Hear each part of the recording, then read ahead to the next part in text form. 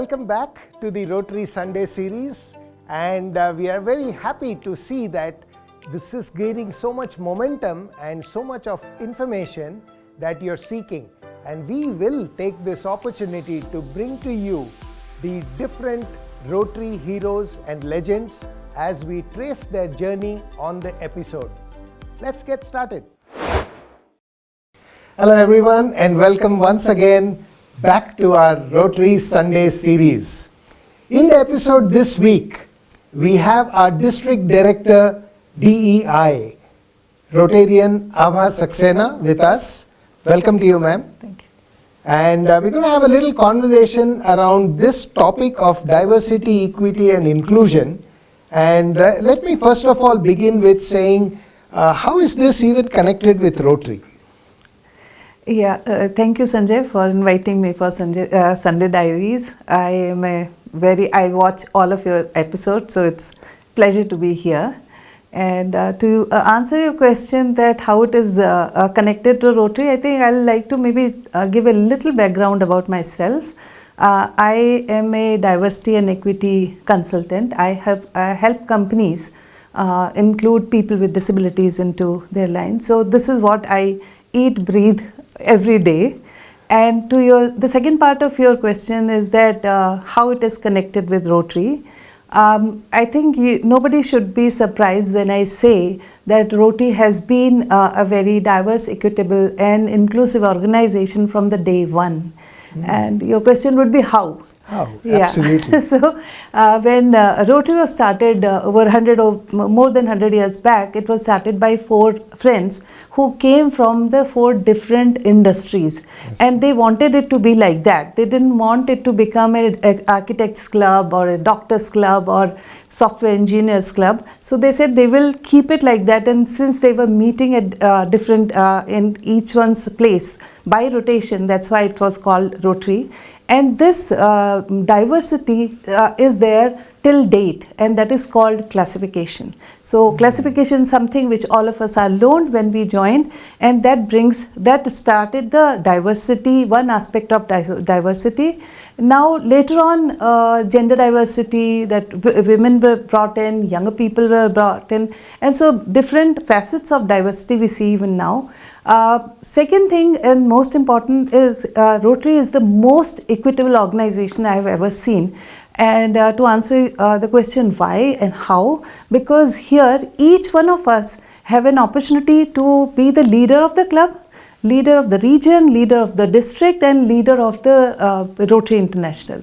No other organization I have seen where we have seen that there were lady Rotarians who were the RI presidents. And so I had been a president for my club. So if I want to be wherever I want to be there is no glass ceiling.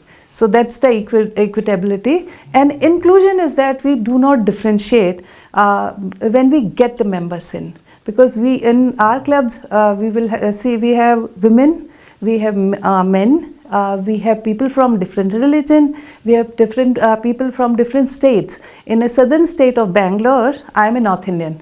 So that kind of inclusion is there, and I have been a Rotarian since more than 20 years. So that shows that I belong to this. So Rotary has been equitable, Rotary has been diverse, equitable and inclusive organization. I never thought of it that way, but now that you bring it out this way, we truly have been DEI friendly right from the time we are incorporated. Exactly. Right from, I think, more than 100 years now. Yeah. And it's nice that it continues to live. Maybe that might be one of the reasons why we've even survived and grown to this magnitude. You said it. You said it. And you used a word belong, and I think that's a very powerful thought, because I think many current Rotary leaders, they are always looking at how can I make everyone feel like they are part of my club. Yeah. So any thoughts and ideas around that? Yeah, so belongingness is something which I feel is really, I will not say missing, but really need some special focus on that.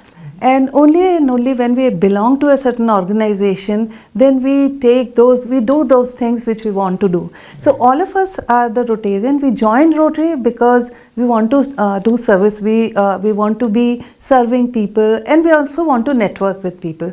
But what happens slowly, we find that not everybody in the club is actually present for all the projects or even for the meetings. So that is the lack of belongingness. For that, there are simple things, I think, though, if we just think about it, do the survey in the club, we can find out what is the reason why members are not attending the meetings or not coming for the projects. Is it that there are some people who kind of dominate the rest of them, and as an individual I feel that my voice is not being heard and I don't want to be in a place where I'm not respected or welcomed? Is it the reason, or is it the reason that the meeting is happening at a particular date or a day and time which might not be feasible for all of them? So we need to basically do the diagnostic and figure it out, and Rotary International actually has created a beautiful survey. We can find it on My Rotary, and we should take that survey and be very honest and transparent with us, because we want to find it's a diagnostic thing. Nobody is going to point fingers at anybody because we are doing it internally, but that will tell us where the problem is. The moment we know where the problem is, we can find the solutions. Absolutely wonderfully put, and I think is very important, and of course we are happy that myrotary.org has this survey, so leaders can actually download that, use it in their club, or even do a custom one. But the whole idea is get people to honestly respond, because like what we are hearing from Abha Saxena, it's a diagnostic. I mean, you're not going to go to a doctor and give him wrong information about how you're feeling, otherwise your diagnostic's not going to give you any option or any results. So being honest about that, get that information, plan your thoughts around the results of that diagnosis, and then get that engagement level going really high. I think inclusion is the key. Rotary has been inclusive all along, and it's up to us as current leaders to keep that culture going ahead where everyone feels inclusive, everyone feels like they belong, not only to your club, not only to your district, but really to Rotary International. Any last tips that you have for leaders as to how can they drive this DEI really, really well? So DEI, the moment we utter these three syllables, people think there's something alien which has come to us. We need to just be humane to each one of us. If we look at the Rotary Code of Conduct, or we look at the 4-way test, if we actually take every action and everything we say to pass through that test, then we will never be discriminating. Because what is 4-way test? It talks about is it truth? Is it favor everybody? Is it beneficial for everybody? Will it bring it goodwill? Right? So when in this entire process we are thinking about others, and the moment we stop thinking about us only and think about others, that's the moment the belongingness, the inclusion happens. I am very well aware that there are districts and there are clubs who are not in favor of that. I will actually request them that you need to actually look at it from a very different angle. As I use the word humane, if we just try to be humane, we will become inclusive, and we will become, some people bring in the question that Rotary fee is too much. And that's why the people from lower socio-economic strata might not be able to join that. There are ways of doing it. In my clubs, we have inducted NGOs who were not able to pay that funds, but we knew that they were bringing in lot more positive things and lot more processes than we ever had. So we need to see that not only the money, what else an individual is bringing, and whether that person is gelling with us, within us as a club. That very thought itself is inclusive. Right? It's not just the money, but you just add value in whichever form, and we'll include you into our thing. It's a very, very good thought. I think leaders, I think we are blessed to hear some direct tips on what we can do to really drive engagement and be really into the entire DEI in a way which brings in a lot of positivity in the world of Rotary. So it's up to each of us. Take all these tips, get your surveys done, figure out what is the best way to create that belongingness in our Rotary clubs. With that, thank you very, very much, and happy to hear any other last things that you wish to say. So I wanted to actually also talk about that our District 3192, for the first time in, as per my knowledge in Rotary history, we are going to felicitate the DEI heroes.